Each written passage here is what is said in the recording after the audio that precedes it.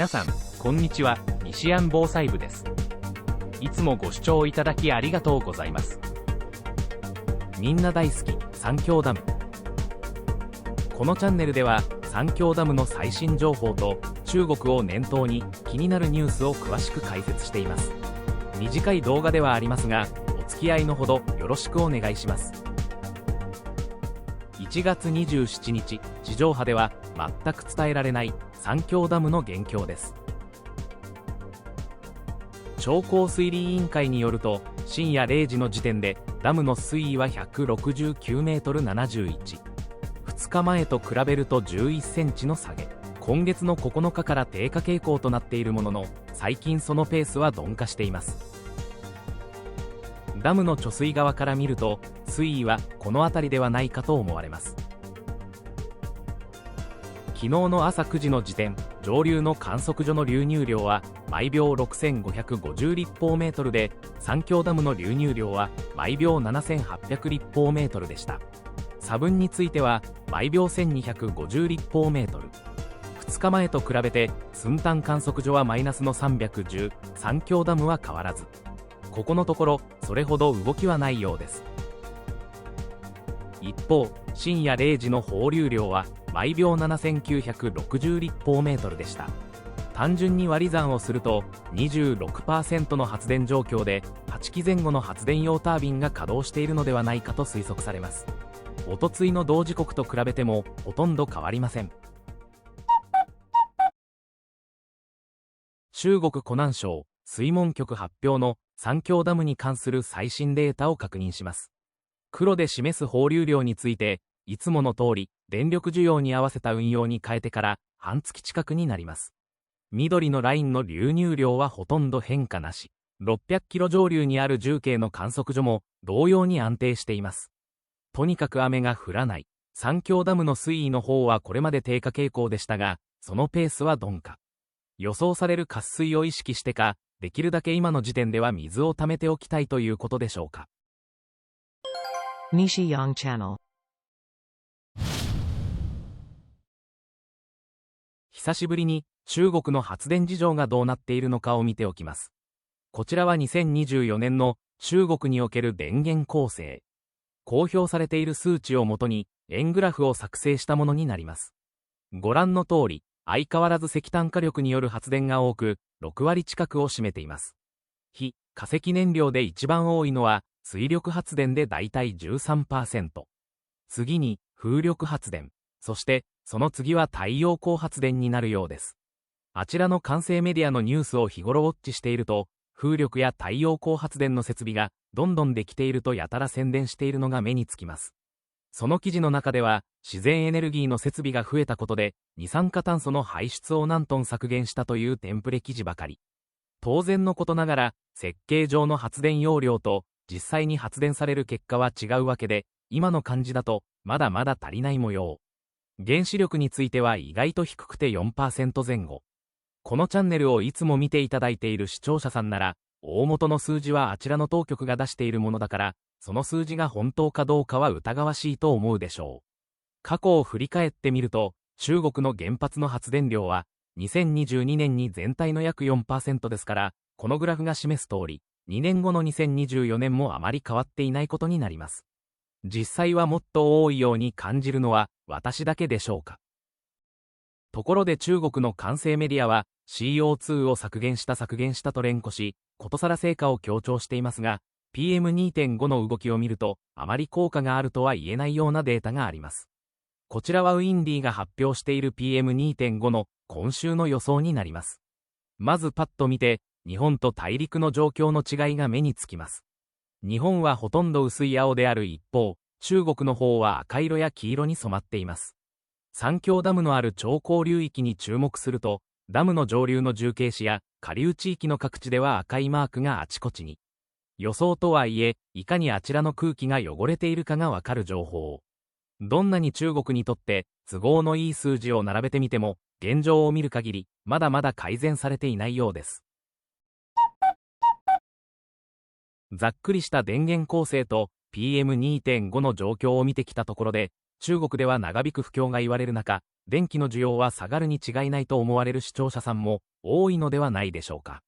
人口の減少、経済不況といったことから、使う電気は減ることも考えられますが、実は中国の向こう10年、電力需要は全体として増える可能性が高いと予想が出ている模様。政府統計や産業動向によると、総電力使用量が2025年に過去最高を記録し、EV 製造やネットサービスなどの電力集約型部門が需要を牽引していることが確認されています。去年、総消費が10兆キロワット時を超え、成長率も 5% 程度、依然として電力需要が高いことを示しています。IEA、国際エネルギー機関などの予測でも、中国の電力需要は2030年代前半まで伸びるとされています。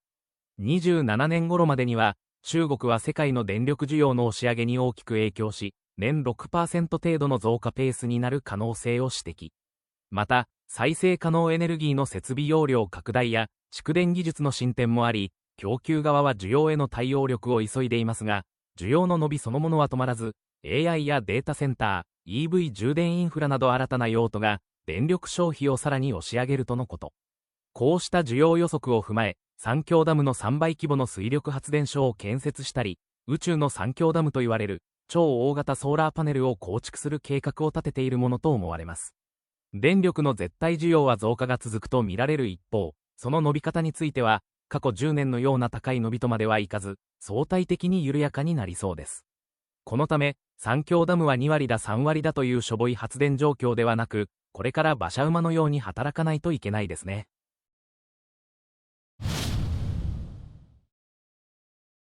直近の水位情報については冒頭にお伝えした通りですが、もう少し長いスパンで見たときはどうでしょうか。三峡ダムにおける年間の水位はある程度決まっており、毎年このように調整されています。6月の出水期前に水位を下げ、秋になると満水まで貯めるというのが彼らのお約束。去年の年末から徐々に水位を下げており、今朝の時点で169メートル台ですからこの辺りとなります。さらに視点を広げて、10年という長期スパンで現在の状況を確認してみたいと思います。こちらはマクロマイクロが公表している過去10年間の三峡ダムの水位をまとめたグラフ。1月下旬時点の数値をプロットすると、このような関係になります。ここ数年は渇水の影響により、低い水準だったことが多かったのですが、今年の状況を見る限り、データ的には安定していた頃と、同じような水準にあることがわかります。もし今の渇水傾向がずっと続くのであれば、できるだけ水位は下げない方向で運用するでしょうし、平年通りの雨になるのなら、6月10日の145メートルに向け、まっしぐらとなるかもしれません。いずれにしても春に向けて、雨の降り方次第、ということになりそうです。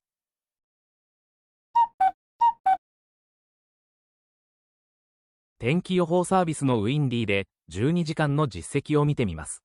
こちらは昨日の午後3時までの様子。長江の下流側で少し雨雲が見られるものの、上流の方はというと全く雨が降っていません。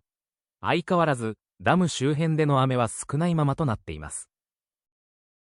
次に、今後の予想を見てみます。木曜から金曜にかけて、通り雨がありそうです。今日の三峡ダムの天気は最高気温が8度、最低気温が5度で小雨の予報。最近、数日ごとに雨雲が通過するようになりましたが、なかなか降水量にはつながっていない、そんな印象があります。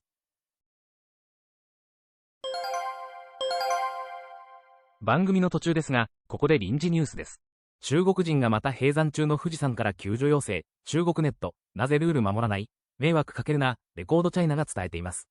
記事によると、冬季閉山中の富士山に登った中国人が、またしても救助を要請する事態となった。台湾メディアの自由時報は、日本人から怒りの声が上がっていると報じた。報道によると、今月18日午後、富士山の8合目付近で下山中だった中国籍の男性20歳が滑落。消防に右足首を怪我して歩けないと通報して救助を求めた。男性が自力での歩行が困難だったことや天候などの影響で救助が完了したのは19日昼頃だった。以上、中国人がまた閉山中の富士山から救助要請、中国ネット、なぜルール守らない、迷惑かけるな、についてお伝えしました。西安チャンネルです。今のニュースについて少しだけ。中国政府が日本への渡航自粛を呼びかけている最中に、閉山中の富士山でこうした救助要請が出たというのは、ほんと勘弁してくれという感じ。冬の富士山は危険が多いからこそ、立ち入りが制限されています。素人が無理に登山をして事故を起こせば、本人だけでなく、救助にあたる隊員の方々の命まで危険にさらすことになりかねません。善意で助けていただいているとはいえ、救助には多額の費用と人手がかかりますから、全額自己負担など、費用請求があっても良いのではないでしょうか。立ち入り禁止区域に入った場合の罰則も、もう少し明確にしておかないと、同じことが何度も繰り返されるというか、もう何度も発生しています。多くの外国人観光客の皆さんはきちんとルールを守っていますが、明らかに悪質なケースについては、入国管理の面でも厳しい対応が必要かと。インバウンドが年間4000万人を超え、これだけ増えると、残念ながらもう性善説ではやっていけないのが現実。条例を制定するなり法律を改定するなど、行政や政治家が仕事してほしい。特にあちらさんについては手を打つべきではないかと。日本の気象状況について確認します。こちらは、午前0時までの6時間のレーダーの実績。北海道から九州北部まで、日本海側で見られた雨雲はやっと弱まりつつあるようです。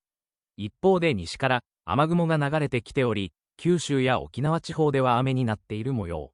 ニュースによると、再び寒波襲来の見通しもということで、引き続き警戒が必要なようです。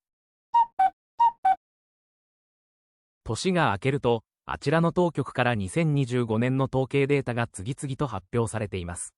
三強ネタもあったので少しだけご紹介したいと思います。官製メディアが伝えるところによると、三峡地区の観光客が年間300万人を超えたとのこと。ご存知の通り、近年渇水傾向のため、以前のように豪快な放流を見れるわけでもなく、ただただ巨大なダムを見るだけに多くの人が訪れている模様。300万人というんですから、1年365日で割ると、単純計算で1日につき8000人ほどが訪問していることになります。日本のダムの場合、大きなイベントをしても、1日でここまで来たりすることはまずないでしょう。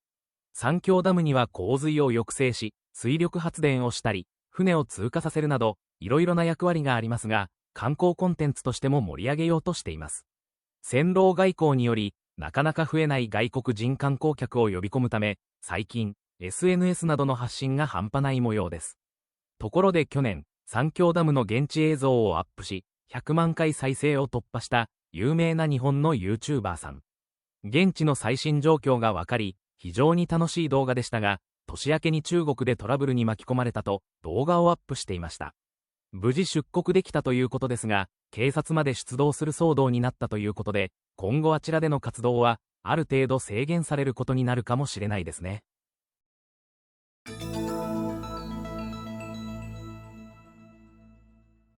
三峡ダムの上流に4つの大きなダムがあることをご存知でしょうか。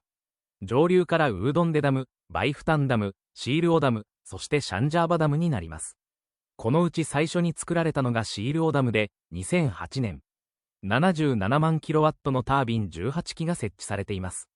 同時期に、シャンジャーバダムも完成し、こちらは80万キロワットのタービンが8基。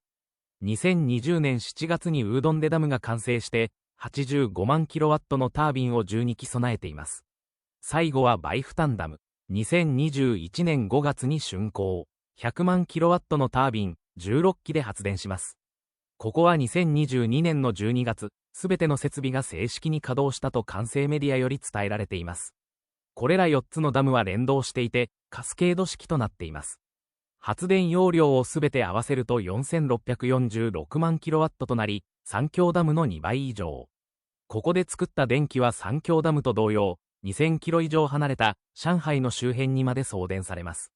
内陸で電気を作り、消費地である沿岸部の工業地帯に送るという、あちらの国家プロジェクトになります。三峡ダムのまとめ動画をアップしています。たまに話題になるけど、三峡ダムって何？一体何が危険なの？など、初見の方にもわかりやすい内容となっています。